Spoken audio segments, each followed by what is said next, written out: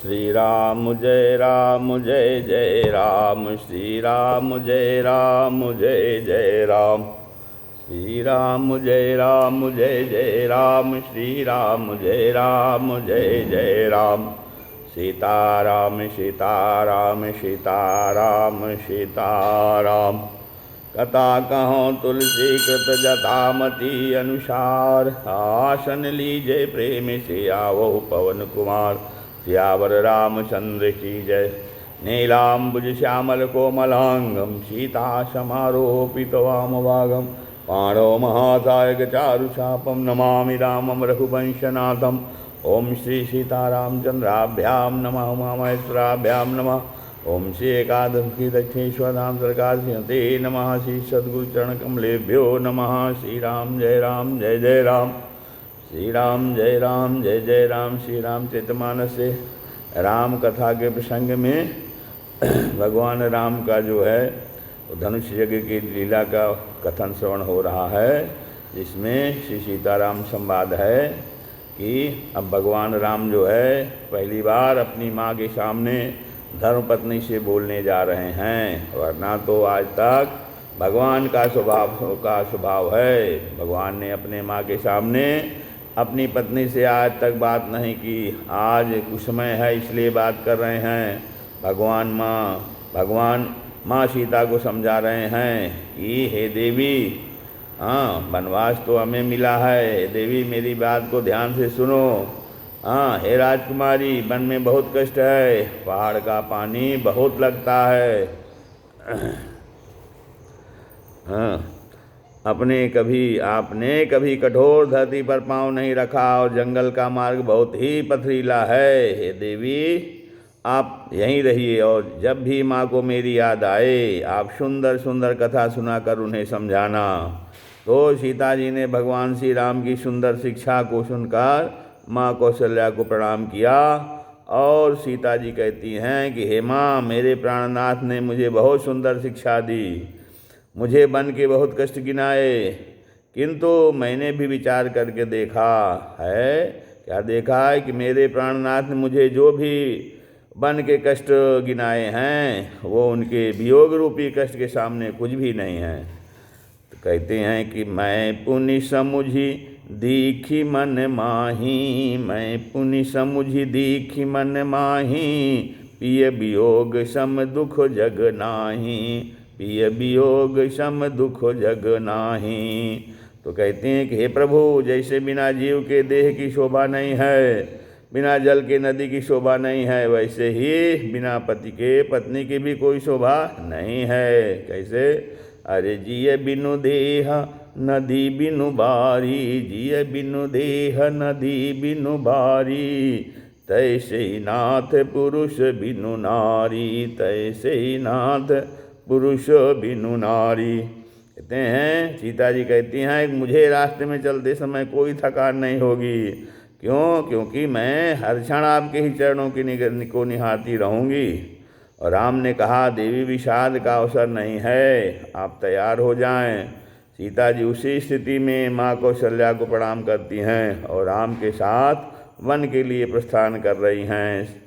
अब जो है लक्ष्मण जी सोच रहे हैं कि लक्ष्मण हमें ले चलेंगे कि नहीं ले चलेंगे। लक्ष्मण जी भी बन जाना चाहते हैं श्री राम जी के साथ। लक्ष्मण जी को पता चला तो लक्ष्मण जी दोनों हाथ जोड़े रास्ते में खड़े हैं। भगवान राम ने जैसे ही लक्ष्मण जी को देखा, भगवान समझ गए कि ये मेरे साथ वन चलना चाहते हैं। राम जी उन्हें समझाते हैं कि हे लक्ष्मण, महाराज दशरथ की स्थिति अभी ठीक नहीं है, इसलिए आप यहीं रहिए और यहाँ रहकर प्रजा की सेवा करिए। क्योंकि जासुराज प्रिय प्रजा दुखारी, जासुराज प्रिय प्रजा दुखारी। सो निपु अवसि नरक अधिकारी, सो निपु अवसि नरक अधिकारी। तो जिस राजा के राज में प्रजा दुखी होती है वह राजा अवश्य नरक का अधिकारी होता है। इसलिए लक्ष्मण सरकार आप समर्थ हैं, छोड़ भी देंगे तो मैं क्या कर सकता हूँ। लक्ष्मण जी ने कहा कि सरकार आप तो समर्थ हैं, आप हमें छोड़ देंगे, नहीं ले जाएंगे तो फिर मैं क्या कर सकता हूँ। किंतु एक बात बताइए क्या छोटा सा हंस कभी मंदराचल पर्वत को उठा सकता है? तो ये आप जो राजनीति का उपदेश कर रहे हैं वो मुझ जैसे बालक के लिए नहीं है। कहते हैं यह प्रवचन तो भरत भैया जैसे धर्म व्रतधारियों के लिए है। भरत भैया आएंगे, आकर के पूरा राजपाट संभालेंगे। मैं तो आपके साथ चलना चाहता हूँ, क्योंकि मैं आपके सिवा किसी और को नहीं जानता। गुरु पितु मातु न जानहु काहू, गुरु पितु मातु न जानहु काहू, कहूँ सुभाव नाथ पति आहू, कहूँ सुभाव नाथ पति आहू। कहते हैं हे प्रभु, लक्ष्मण जी कहते हैं प्रभु मेरे तो एकमात्र आप ही सर्वस्व हैं। राम जी ने तो धर्म की बात की, परंतु लक्ष्मण जी ने परम धर्म की बात कर दी। अतः भगवान ने लक्ष्मण जी को भी संग में ले लिया। भगवान राम कहते हैं मांगहु बिदा मातु सन जाई, मांगहु बिदा मातु सन जाई, आयहु बेगी चलहु बन भाई, आयहु बेगी चलहु बन भाई। तो जाओ माँ से विदा मांग कर आओ। भगवान राम लक्ष्मण जी से कहते हैं कि अब जाओ आप माँ से विदा मांग करके आओ सुमित्रा से। यहाँ भगवान राम विदा मांगने के लिए कहते हैं, आज्ञा मांगने के लिए नहीं, क्योंकि आज्ञा निषेधात्मक भी हो सकती है, किंतु विदा तो एक भाव है जो निषेधात्मक नहीं होता। अब लक्ष्मण जी सुमित्रा जी के पास पहुंच जाते हैं। लक्ष्मण जी ने जाकर माँ को प्रणाम किया और लक्ष्मण जी डर भी रहे हैं कि कहीं स्नेह के बस में हो करके माता जी कहीं रोक न लें। तो लक्ष्मण जी ने माँ सुमित्रा को सारी बात बता दी। सुमित्रा मैया के नेत्रों में प्रेम के आंसू भर आए। सुमित्रा जी ने कहा लक्ष्मण, जब तुमने राम से कह ही दिया था कि आप ही मेरे माता पिता और गुरु हैं, तो फिर मेरे पास आज्ञा मांगने क्यों आए हो? तात तुम्हारी मातु बैदेही। सुमित्रा जी कहती हैं लक्ष्मण जी से कि तात तुम्हारी मातु बैदेही, पिता राम सब भांति स्नेही, पिता राम सब भांति स्नेही। हे पुत्रो, आज मेरा पुत्रवती होना सार्थक हो गया। सुमित्रा माता लक्ष्मण से कहती हैं कि तुम्हारे ही भागु राम, पुत्रवती जुबती जग सोई, पुत्रवती जुबती जग सोई, रघुपति भगतु जासु सुत होई, रघुपति भगतु जासु सुत होई, पुत्रवती जुबती जग सोई, रघुपति भगतु जासु सुत होई। अर्थात लक्ष्मण बेटा, मुझे तो लगता है कि तुम्हारे भाग से राम जी बन को जा रहे हैं। तुम्हारे ही भाग राम बन जाही, तुम्हारे ही भाग राम बन जाही, दूसर हेतु तात कछु नाही, दूसर हेतु तातु कछु नाही। तो माता सुमित्रा कहती हैं कि लक्ष्मण, तुम्हारे ही भाग राम बन जाही, अर्थात तुम्हारे भाग से राम बन को जा रहे हैं। इसके दो अर्थ हो सकते हैं। एक ये कि रावण के अत्याचार से धरती का भार बढ़ रहा था, और धरती है तो शेष के ऊपर ही। अतः मानव सुमित्रा जी का कहने का अभिप्राय है तुम्हारे ही भार को दूर करने के लिए तो भगवान बन जा रहे हैं। और दूसरा अर्थ ये है कि तुम्हें प्रभु की सेवा करने का सौभाग्य प्राप्त होगा। वन में तुम निश्चिंत होकर अपने प्रभु श्री राम की सेवा कर पाओगे। लक्ष्मण जी ने बार बार अपनी माँ के चरणों में सिर झुकाया और बोले, हे माँ, मैं धन्य हो गया कि विधाता ने मुझे तेरे कोख से जन्म दिया। लक्ष्मण जी अपनी माँ को प्रणाम करके दौड़ते हुए सीताराम जी के पास आए। राम जी, लक्ष्मण जी और सीता जी को संग में लेकर महाराज दशरथ के पास गए। दशरथ जी महाराज ने राम जी को रोकने का बहुत प्रयास किया, और किंतु मर्यादा पुरुषोत्तम राम रुके नहीं। सभी लोग सीता जी को समझाते हैं कि हे देवी, तुम्हें तो कैकेयी ने वनवास नहीं दिया है, तुम क्यों जा रही हो? तो सीता माता को सबकी बातें सूझ नहीं रही हैं। भय लग रहा है कि कोई रोक ना ले, इतने में कैकेयी ने वलकल वस्त्र लाकर राम जी के सामने रख दिया। भगवान श्री राम और लक्ष्मण ने राजसी वस्त्र उतार कर वलकल वस्त्र धारण कर लिया। यह दृश्य देखते ही दशरथ जी महाराज मूर्छित हो गए। आज कर्तव्य पालन का अवसर है, इसलिए भगवान राम पिता को मूर्छित छोड़कर ही अनुज जानकी को संग लेकर वन के लिए प्रस्थान कर रहे हैं। भगवान ने गुरुदेव से कहकर 1 वर्ष का अन्न प्रजा में वितरित करवाया और अपनी प्रजा से कहा कि देखो, तुम सब वही आचरण करना जिससे हमारे पिता महाराज दशरथ प्रसन्न रहें। भगवान राम माता जानकी और लक्ष्मण के संग वन की ओर प्रस्थान कर रहे हैं और पूरी प्रजा भगवान के संग संग चल रही है। भगवान ने जैसे ही वन की ओर प्रस्थान किया, लंका में अपशकुन होने लगे। अवध में अत्यंत शोक व्याप्त हो गया। इधर दशरथ जी महाराज को मूर्छा दूर हुई तो दशरथ जी सुमंत्र जी को बुलाकर उनसे कहने लगे, सुठी सुकुमार कुमार दो जनक सुता सुकुमारी। सुठी सुकुमार कुमार दो जनक सुता सुकुमारी। रथ चढ़ाई दिखराई बनो फिर हो गए दिन चार। रथ चढ़ाई दिखराई बनो फिर हो गए दिन चार। तो सुमन जी से कहते हैं, हे सुमन जी, आप जाओ और अत्यंत सुकुमार दोनों कुमारों को और सुकुमारी जानकी को रथ में चढ़ाकर और फिर वन दिखलाकर 4 दिन के बाद लौट आना। सुमन जी राजा की आज्ञा पा करके गए और सुमन जी ने विनती करके राम जी को रथ पर चढ़ा लिया। सीता सहित दोनों भाई चले हृदय अवधहि शिरुनाई। चले हृदय अवधहि शिरुनाई। हृदय में अयोध्या को प्रणाम करते हुए चले। बालक और वृद्ध को छोड़कर सभी लोग राम जी के संग लग गए। पहले दिन से रघुनाथ जी ने तमसा तीर पर निवास किया। जब दोपहर रात बीत गई तब राम जी ने सुमन जी से कहा कि खोज मारी रथ हाँ के हुताता। खोज मारी रथ हाँ के हुताता। आन उपाय बन ही नहीं बाता। आन उपाय बन ही नहीं बाता। रात कहते हैं राम जी कि हे तात, समस्त प्रजागण अत्यंत दुखी हो रहे हैं, इसलिए आप इस प्रकार से रथ चलाइए कि किसी को पता न चल सके कि रथ किस दिशा में गया है। मंत्री ने तुरंत ही रथ को इधर उधर खोज छिपा कर चला दिया। भगवान सीता जी, लक्ष्मण जी एवं मंत्री सुमन जी के सहित सिंगवेरपुर पहुँच गए। तब प्रातः काल हुआ। जब अवधवासी जागे तो एक दूसरे को देखकर रोने लगे। अरे भैया, हम राम के विरह में एक रात भी नहीं जग सके और हम कह रहे थे 14 साल उनके साथ रहेंगे। धिक्कार है हमारे जीवन को। भगवान के विरह में हम एक रात भी नहीं जग पाए। भगवान बड़े दयालु हैं और शोभा होगा और सोचा होगा कि हम सबको कष्ट होगा, इसलिए वह हम सबको इस स्थिति में छोड़कर चले गए।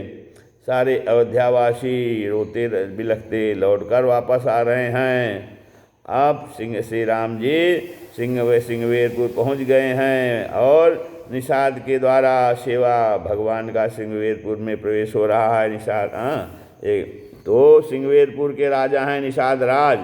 निषाद राज ने जब जाना भगवान आ रहे हैं, तब निषाद राज ने भगवान का सुंदर स्वागत सत्कार किया। भगवान से कहते हैं, महाराज ये जो नगर है आपका है, मैं पूरे परिवार के साथ आपका सेवक हूँ।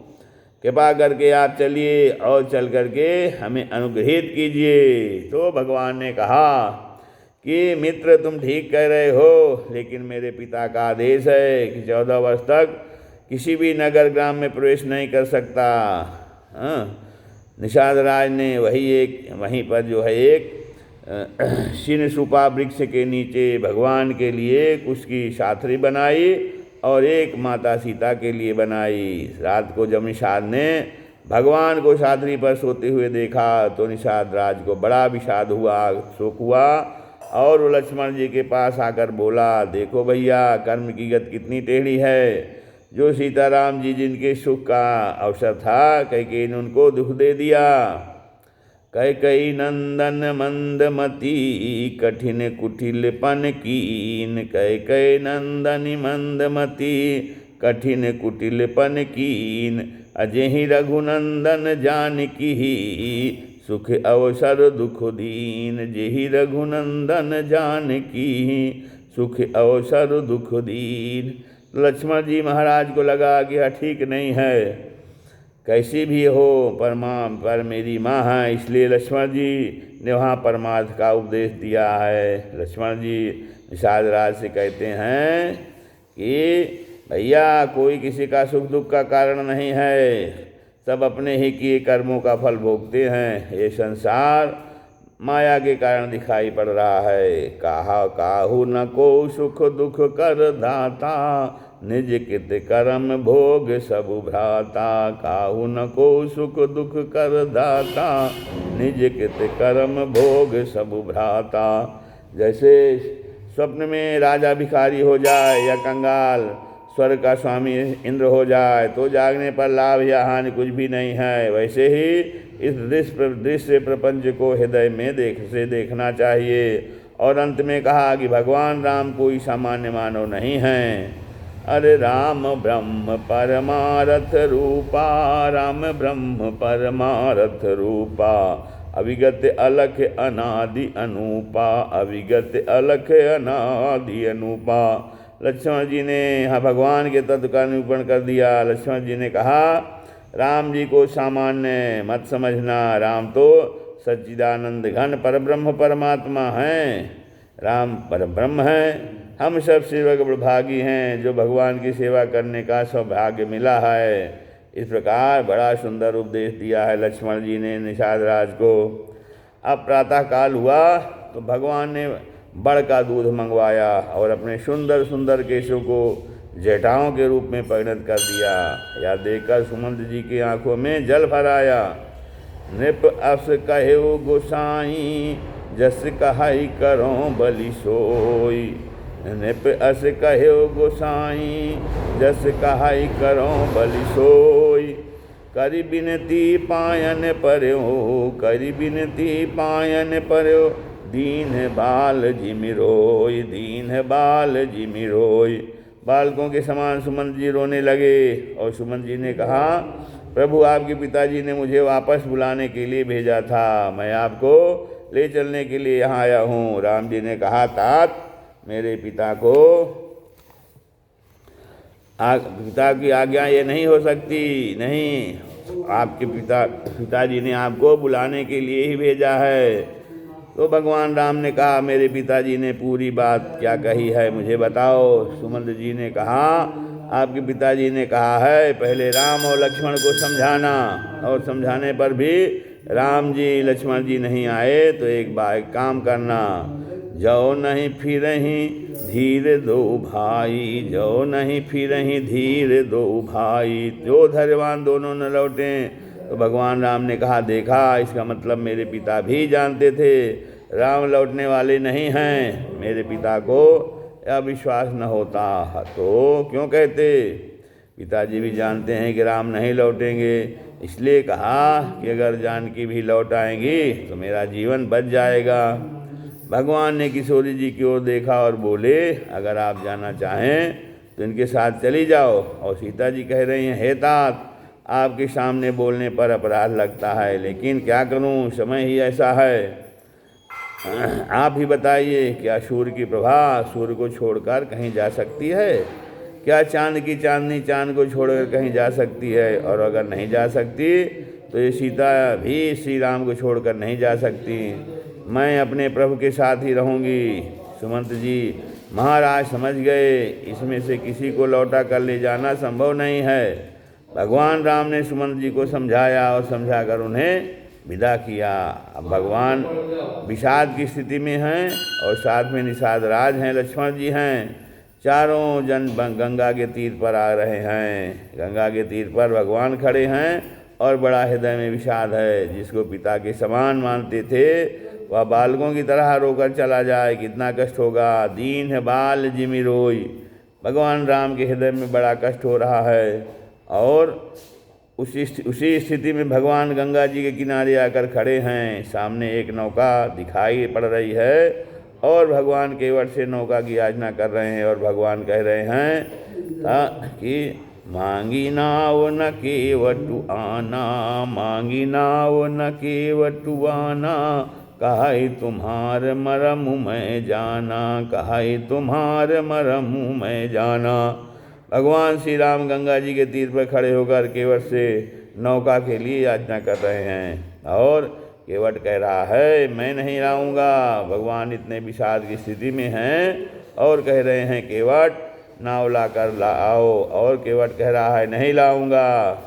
तो केवट कहता है कि मैं तुम्हारा मरम जानता हूँ, इसलिए नाथ नाव लेकर नहीं आऊँगा। कौन सा मरम जान रहा है भगवान का?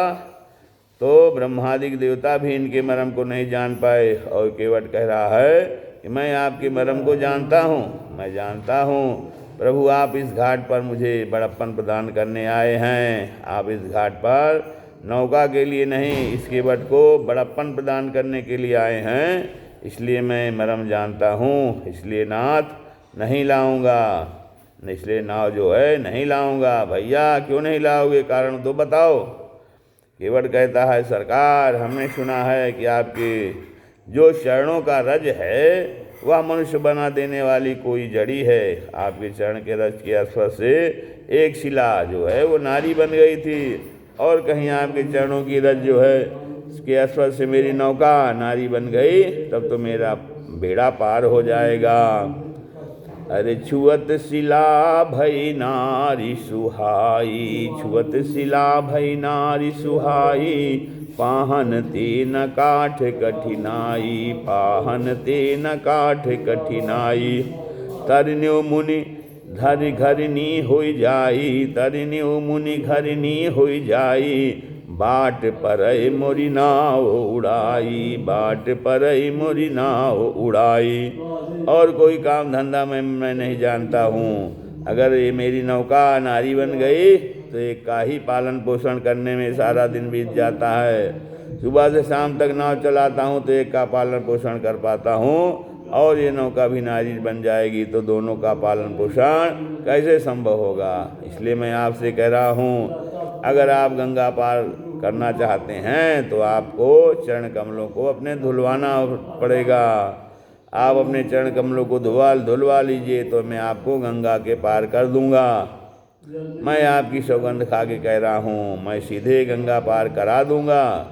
केवट की बड़ी सुंदर भावना है। केवट भगवान से कह रहा है, पद कमल धोई चढ़ाई, नाथ न नाव उतराई चाहो, पद कमल धोई चढ़ाई, नाथ न नाव उतराई चाहो।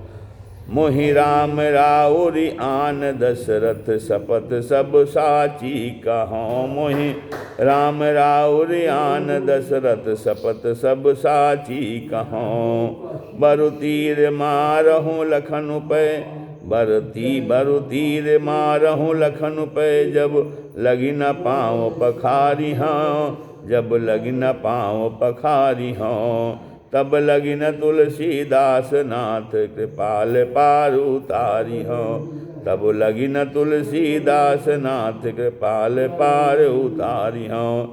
तो केवट भगवान से कह रहा है कि प्रभु आपके चरण कमलों को धोने के बाद गंगा पार करा दूंगा। भगवान ने कहा ठीक है भैया, अब तू वही कर जिससे तेरी नाव न जाए। केवट ने कहा प्रभु मेरी नाव बचाने की इतनी इच्छा है तो आप वापस लौट जाइए। आपको स्पष्ट कहना होगा कि केवट जल लाकर चरणों को धो, तब मैं आपके चरणों को धोऊंगा। और अगर आप दार्शनिक की बात कहेंगे तो हम आने वाले नहीं हैं, स्पष्ट कहिए हमसे। भगवान को बड़ी जोर से हंसी आ गई। अरे सुन केवट के बैन, प्रेम लपेटे अटपटे, सुन केवट के बैन, प्रेम लपेटे अटपटे, बिहसे करुणा ऐन, चितई जान की लखन तन। भगवान इतने जोर से हंसे उसकी बातों को सुनकर, केवट की कि लक्ष्मण जी की ओर देख करके, सीता जी की ओर देख करके बड़ी जोर से हंसे। मानो एक चरण पर लक्ष्मण जी का अधिकार था और भगवान के दूसरे चरण पर किशोरी जी का अधिकार था। आज भगवान कह रहे हैं आज तुम दोनों के सामने केवट मेरे दोनों चरणों को पखारेगा और तुम दोनों देखते रह जाओगे। इसलिए भगवान दोनों की ओर देख हंसे और केवट से कहते हैं ठीक है भैया, बेगी आनु जल पाए पखारू, बेगी आनु जल पाए पखारू, होत विलम्ब उतारहि पारू, होत विलम्ब उतारहि पारू। तो भगवान ने कहा कि जल्दी से जाओ, पानी लेकर आओ और मेरे पैर धो, मुझे देर हो रही है, जल्दी से गंगा के पार लगाओ। अब दौड़ा दौड़ा गया केवट,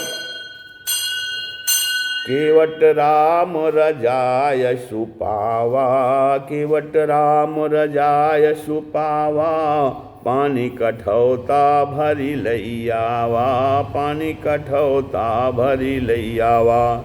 तो नाव में पानी उलीचने के लिए कठौता होता है, उसी कठौता में गंगा जल लेकर आया। गोस्वामी जी लिखते हैं पानी कठौता। किसी ने कहा गोस्वामी जी ने गंगा जल को पानी क्यों कहा? भैया ये गोस्वामी जी की नहीं, केवट की भावना है। केवट को लग रहा ये पानी है, अगर केवट गंगा जल को गंगा जल मान ही लेता तो कल्याण ही नहीं हो जाता। कल्याण इसलिए नहीं हुआ, गंगा जल में उसकी भावना पानी देखने की है। आप नौका विहार करते हुए देखो, जब नाव में गंगा जल भर जाता है तो केवट कहता है नाव में पानी भर आया, उलीचो उलीचो। केवट पानी भर के लेकर आया और भगवान के सामने लाकर कठौते को रख दिया और भगवान के इस चरण को धोया। भगवान ने उस चरण को पीछे रखा, फिर दूसरे चरण को केवट ने कठौते में रखकर धोया। अब केवट कहता है भगवान चरण आगे बढ़ाइए। भगवान ने कहा, भगवान ने बढ़ा दिया। फिर दूसरा चरण ऐसे कई बार जब हो गया तब भगवान ने कहा भैया केवट एक बार मैं पैर नहीं धो पा रहे हो क्या? केवट कहता है प्रभु आपके चरणों से समस्या नहीं है, हमें तो आपके चरण में लगी हुई रस से समस्या है। जब तक आपके चरणों में धूल लगेगी तब तक धोता रहूँगा। भगवान ने कहा इस प्रकार 14 वर्ष लग जाएंगे, रस तो लगते रहेंगे। तो केवट ने कहा आप दोनों पैर इस कठौते में रखिए। राम जी ने कहा जब गिरने लगूंगा तब। केवट ने कहा गिरने लगिएगा तो मेरे सिर को पकड़ लीजिएगा। भगवान ने दोनों पैर अंदर रखा और जब भगवान हिलने डुलने लगे तो कस के केवट के सिर को पकड़ा। तब जिस ईश्वर ने सारे ब्रह्मांड को जकड़ पकड़ रखा है आज वह केवट को पकड़े खड़े हैं। तो अब केवट ने बड़े प्रेम से पैर धोया। लक्ष्मण जी को बड़ा क्रोध आया और बोले भैया अब तो पार कर दे। केवट ने कहा एक बात बताइए, जो पहले आया उसे पार करें या जो अभी आया उसे पार करें? लक्ष्मण जी चारों ओर देखने लगे और बोले इस चार के सिवा पांचवा है कौन? तू किसकी बात कर रहा है? केवट ने कहा वो आपको नहीं राम जी को दिखाई पड़ेंगे। केवट ने भगवान के पैर का प्रक्षालन करके पहले स्वयं जलपान किया, आप सहित परिवार, इसके बाद पूरे परिवार को चरणोदक पिलाया। भगवान के चरणोदक को ले जा करके पितरों को दिया, उनका कल्याण हो गया। और बड़े ही प्रेम के साथ पद पखारी जलपान करी आप सहित परिवार, पद पखारी जलपान करी आप सहित परिवार, पितर पारु कई प्रभु पुनि मुदित गयो ले पार, मुदित गयो ले पार। श्री राम जय जय राम, कथा विसर्जन होते हैं सुनो वीर हनुमान। राम लखन सीता सहित हृदय करो विश्राम, सियावर रामचंद्र की जय। एकादश मुखी दक्षेश्वर दामोदर